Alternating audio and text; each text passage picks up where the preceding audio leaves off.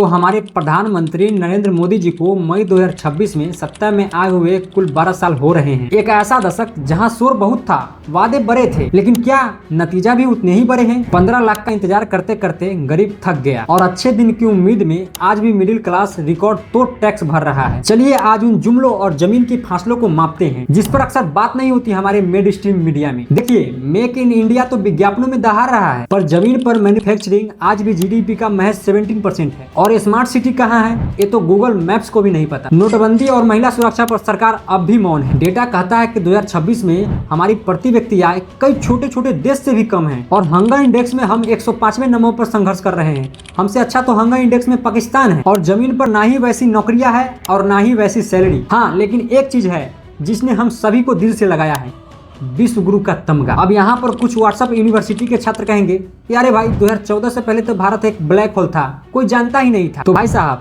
भारत बुद्ध और गांधी का देश हमेशा से था, है और रहेगा। हाँ, पासपोर्ट की रैंकिंग 85 से 80 पर जरूर आई है, लेकिन क्या हमसे दुनिया डरती है या सिर्फ हमारा बाजार देखकर हमसे हाथ मिलाने चली जाती है। जब हमारे पड़ोस में मालदीव से लेकर बांग्लादेश तक चीन का झंडा लहराता है तो जाहिर सी बात है कि सवाल तो उठेगा कि क्या सिर्फ हम अपने घर में गुरु है या इवेंट मैनेजमेंट के उस्ताद। 12 साल बाद भी अगर हमें बुनियादी सुविधाओं के लिए तरसना पड़ रहा है तो समझ लीजिए कि हम विश्व गुरु नहीं बल्कि विश्व बाजार बनकर रह गए हैं। याद रखिए कि सवाल पूछना गुनाह नहीं, जरूरत है। अगर आप सवाल नहीं पूछिएगा तो आपके ही पैर पर कुल्हाड़ी गिरेगी। क्या आपको भी लगता है कि भारत सच में विश्व गुरु बन चुका है? अपनी राय हमें कमेंट में जरूर बताएं और ऐसे ही सच्ची जानकारी के लिए फॉलो बटन को छुए। Touch me. जय हिंद।